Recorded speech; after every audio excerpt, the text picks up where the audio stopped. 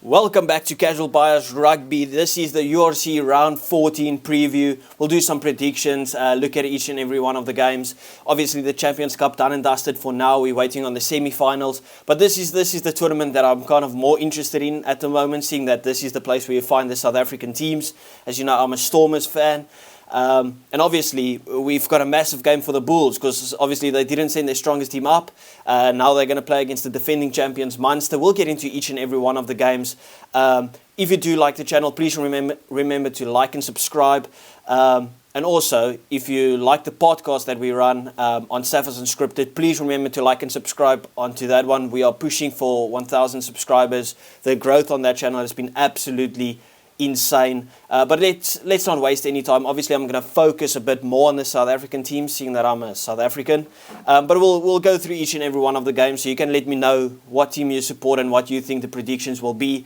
We're going to start off with the first game of the weekend. We've got Ulster versus Cardiff. To be fair, I don't think Ulster's been their best this season. Obviously, the big news has come out that Kitshoff, I wouldn't say it's a failed move, but it is probably a failed move. He's coming back to the Stormers, massively exciting for us, only losing him for one season. And they're going up against Cardiff, who's actually like really impressed me this season. The thing is, like with Cardiff, you feel like they have to be a bad team, but they don't. Even if they lose a bunch of games, they don't lose by country miles. They beat the Stormers. They've pulled a lot of games close. If I'm not mistaken, they pulled Leinster pretty close as well. I'm not sure. I don't have all the X fixtures in front of me at the moment. I wouldn't be surprised if Cardiff pulls off the upset victory, but I'm just thinking Ulster playing at home. They need to get some continuity in this team. They are 8th on the log at the moment. Cardiff still has a lot to play for. Obviously, there's a big jump between Cardiff and the Lions, who are 12th and 11th. There's a 10-point jump there, but Ulster have a lot to play for. They are in that 8th position. They want to push up forward because they are equal on points with the Lions, who are 11th, which is absolutely crazy to think about. I've got Ulster to win this game, but not by much. I've got them to sneak past. Obviously, Cardiff, as I said, I wouldn't be surprised if there's any if there is an upset victory on this one. Tinus de Beer has been absolutely insane in that 10 jersey for Cardiff. But I'm backing Ulster to get it done, just sneaking by 4 or 5 points. That's what I've got. Next up, we've got Glasgow versus the Hollywood Bet Sharks. Obviously, the Sharks on some proper form at the moment. We've predicted this a while ago. We said, listen, the Sharks, every now and again, it looks like they are putting performances together, but they're not getting the results necessarily. And finally, they are putting the performance there, and they're getting the result as well. Now, I'm not too sure if they will play their strongest team, and this is not being biased at all, but I think if the Sharks decide to play their strongest team on the current form that they're on, if we see a Lucanio Musuko there, we see the likes of Grant Williams, Francois Venter, I'm not sure if Eben Etzebeth is injured or not, but if we see the big name players there, I would not be surprised if they get the victory over Glasgow. I know Glasgow, they are by far the favourites in this game. They are second on the log at the moment, 4 points above the Bulls, 5 points below Leinster. So they're still pushing for that home playoff games. The thing is, like, if the Sharks don't play their full-strength team, even if they play their full-strength team, I would still kind of back Glasgow. But I do think you can't look past this run of form that the Sharks are on. And if they play their strongest team, I'm going to make 2 predictions for this game. If they play the strongest team, I'm going to go with the Sharks to sneak by with a measly 2 points. But if they do not play a full-strength team, I'm going with Glasgow to win this game. I think this game means a lot to them. They'll probably play their strongest players as well. So overall, I'm going with the Sharks to win by 2 points. Otherwise, I'm going with the Glasgow battering about 12 points to Glasgow. So it's either a tight victory for the Sharks or a comfortable victory for Glasgow. Let me know what you think about that one. I do think it's a lot closer than the bookies would have you think. Moving on to the next game, we've got the Emirates Lions versus Leinster. I can't see Leinster sending their strongest team. I would love to back the Lions. Lions also just one of those teams that just does their job, just ticks along. But I do think this Leinster team is on those type of runs where it's like, even if they don't send their full strength team down to Ellis Park, they will still get the victory. I would love to back the Lions. I absolutely love the Lions, but I'm trying not to be biased on this one. It is tough. The Lions got smashed by Benetton the other night. Leinster with a massive confidence victory over La Rochelle. Now, obviously, it's not going to be the same team, but I don't think they will send a fifth team down to South Africa. They've got such a brilliant, big, and full of quality squad that I still see Leinster getting the victory. I've got Leinster by 8 points in this game. As I said, I would have loved to have backed the South African boys, but I'm going with Leinster to do it. I think the bookies have it the other way around. I think the Lions are the favourites when it comes to this game. Fair enough. I mean, it's tough to beat the South African teams in South Africa, but this Leinster team just feels different, and obviously they're not that far in the lead when it comes to the URC table. So I still think this is a game that they will want to go out and definitely win. Moving on, we've got Benetton versus Dragons. We'll keep this short and sweet. Benetton really starting to find their feet again. Made easy work of the Lions, beating Connacht twice now as well. Playing against the Dragons, who's literally the second to last, even the last team on the log. They are equal on 15 points with Zebre. So yeah, I don't see the Dragons putting up any sort of fight. Benetton to make pretty light work of them. I've got Benetton to win this game by 20 points. Obviously, we know how tough it is to play Benetton in... What is the place's name? Is it Treviso that they play in Italy? I'm not even sure. But it's tough to beat Benetton at home. We always talk about how tough it is to beat Benetton at home. I think they lost 3 games last season at home.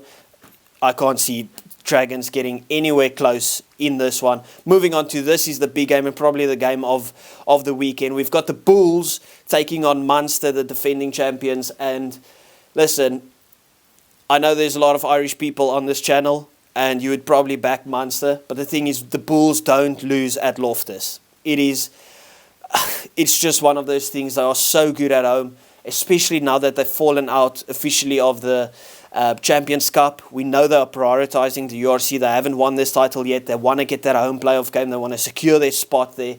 They're going to play their strongest team. So you will see a Willie Leroux. You will see a Kurtley Arendse. You will see Johan Goosen. You will see Kainan Moody, Ambrose Papier, probably Cameron Hanekom, Marcel Coetzee, Ulrich Louw, Akker van der Merwe. All those big name boys will be there for the Bulls, because this kind of feels like one of those games where you say it's an 8-point game actually instead of a 10-point game, because they are so close to each other.